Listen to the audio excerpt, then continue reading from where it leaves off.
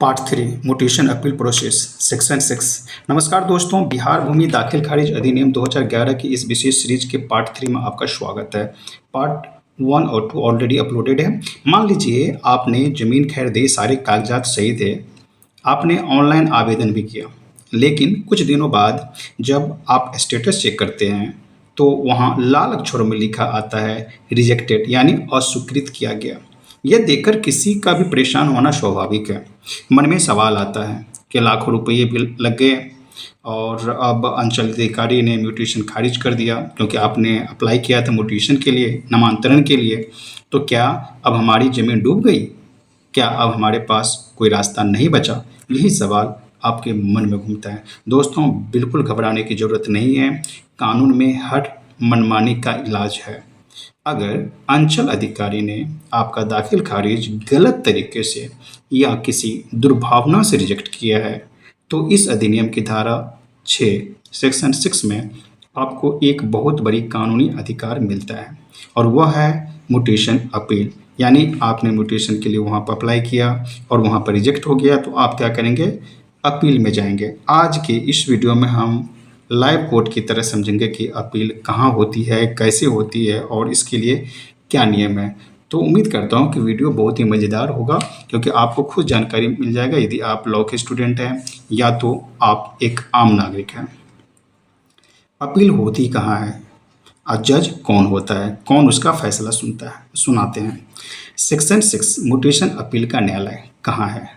सबसे पहले यह जान लीजिए कि अपील करने के लिए आपको किसी सिविल कोर्ट या हाई कोर्ट जाने की ज़रूरत नहीं है। यह राजस्व अदालत, रेवेन्यू कोर्ट का मामला है। अब कहीं कहीं सिविल कोर्ट के ही अंदर किसी भाग में रहता है रेवेन्यू कोर्ट।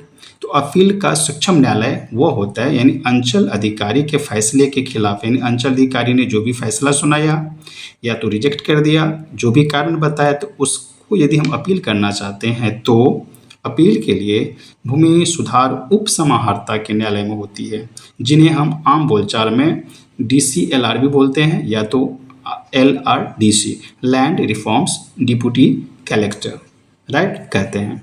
हर अनुमंडल सब डिवीजन में LRDC का एक विशेष न्यायालय होता है। समय समय पर क्या होती है तो उसमें बदलाव भी आ जाती है जगह की, जैसे कि आपके यहाँ का कोर्ट दूसरे जगह शिफ्ट हो गया तो पता कर लीजिएगा।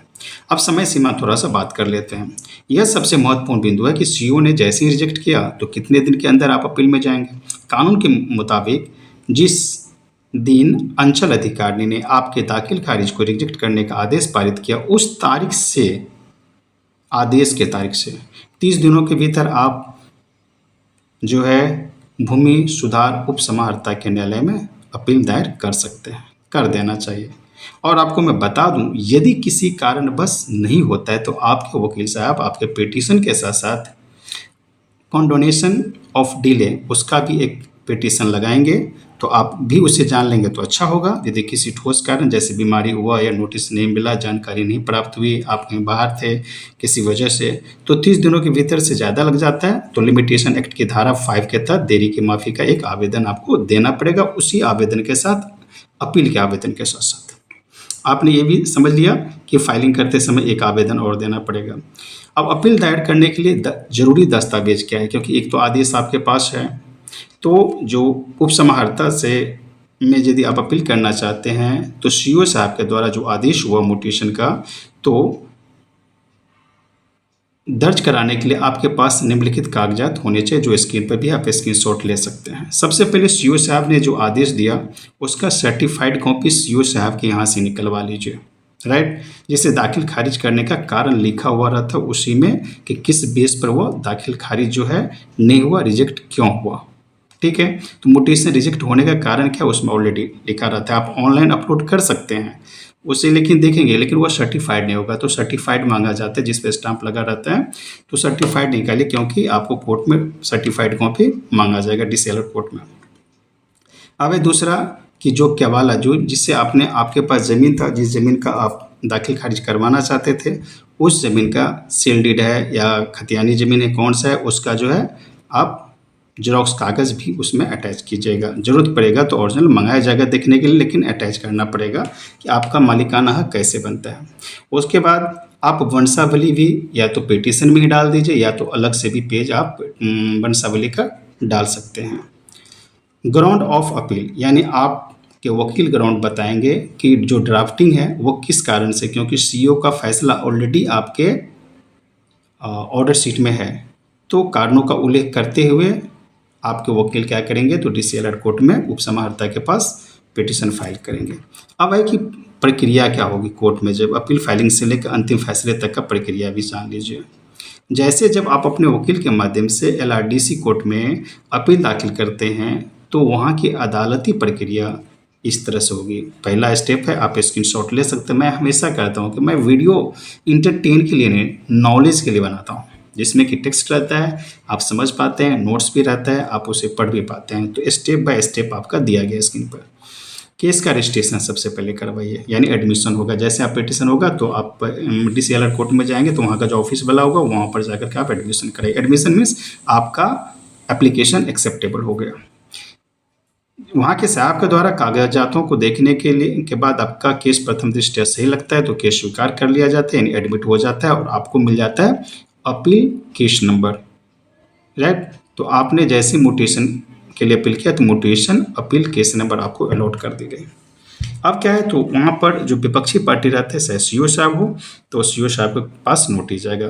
कोर्ट दूसरी पार्टी को जिनके पास दाखिल खारिज अंचल में आपत्ति जताई गई तो जमीन का पूरा नाम मालिक है कौन है, यदि मालिक वाला कोई ऐसा कारण है तो मालिक को भी नोटिस जाएगा, तो उनको नोटिस यानी विपक्षी को नोटिस जारी किया जाता है। तीसरा स्टेप है कि अंचल से रिकॉर्ड मंगाना।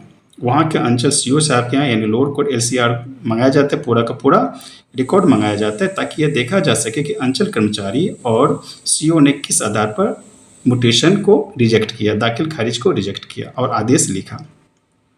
चौथा स्टेप है, जब बहस कौन करेंगे, आपके वकील करेंगे। तो दोनों पक्षों के वकील जिनको आपने नोटिस किया उनके और आपका पक्ष, दोनों पक्ष के वकील जो होंगे वो अपनी अपनी दलीलें रखेंगे और कानूनी दस्तावेज कोर्ट के सामने प्रेजेंट करेंगे। जैसे आपके पास खतियानी ज़मीन है तो या तो आपने अभी बंटवारा करवा लिया और आपने केवाला से ज़मीन खरीदा था, तो जो भी कागजात है वो आप देंगे।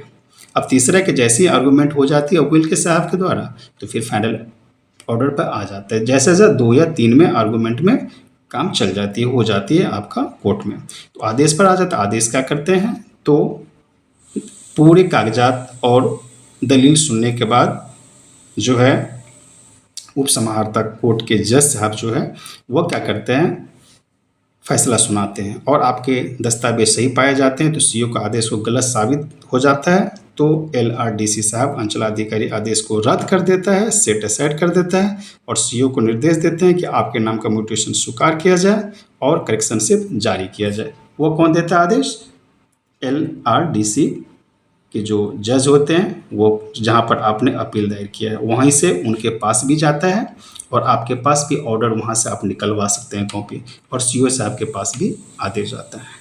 तो उम्मीद करता हूँ तो दोस्तों अगर आपका दाखिल खारिज अंचल कार्यालय में रिजेक्ट हो गया तो मायूस मत होइए, अपनी रिजेक्शन कॉपी निकलवाइए और दस्तावेजों को संभालिए और समय रहते with in time LRDC court में अपील दायर कीजिए। और एक गंभीर परिस्थिति की बात करते हैं, मान लीजिए कि एलआरडीसी कोर्ट में भी आपके खिलाफ फैसला नहीं गया तो क्या रास्ता है, थोड़ा सा बता दूं। तो आप जालसाज फर्जी कागजात बनाकर आपकी ज़मीन का दाखिल खारिज चुपके अपने नाम करवा लिया और उसकी रसीद कट रही है, तो उस गलत जमाबंदी को रद्द कैसे करवाएंगे इसे हम समझेंगे हमारी इसी सीरीज के अंतिम भाग में। वह होगा पार्ट 4 जहाँ हम बात करेंगे कि धारा 7 रिवीजन का और जमाबंदी रद्दीकरण यानी कैंसिलेशन ऑफ जमाबंदी का भी और रिवीजन का भी, यानी एलआरडीसी के आगे ऊपर भी कोर्ट है वहाँ भी जाने की प्रक्रिया को जानेंगे। और यदि किसी ने आपकी ही ज़मीन को दूसरा आदमी क्या किया, पैसे दे करके या तो मिली भगत से या तो फर्जी कागजात बना करके जमाबंदी कैंप करा लिया आपका ज़मीन पर और उसके नाम पे चला गया है तो आप क्या करेंगे उसके बारे में जानेंगे कि यानी कैंसिलेशन ऑफ जमाबंदी का पिटीशन कैसे फाइल करेंगे, किस कोर्ट में आपको जाना है। यदि आपको यह कानूनी जानकारी व्यवहारिक और मददगार लगी हो तो वीडियो को लाइक करें, चैनल को सब्सक्राइब करें और बिहार के अपने भाइयों वकीलों के साथ इसे शेयर भी कीजिए। मिलते हैं अगले वीडियो में, तब तक के लिए जय हिंद।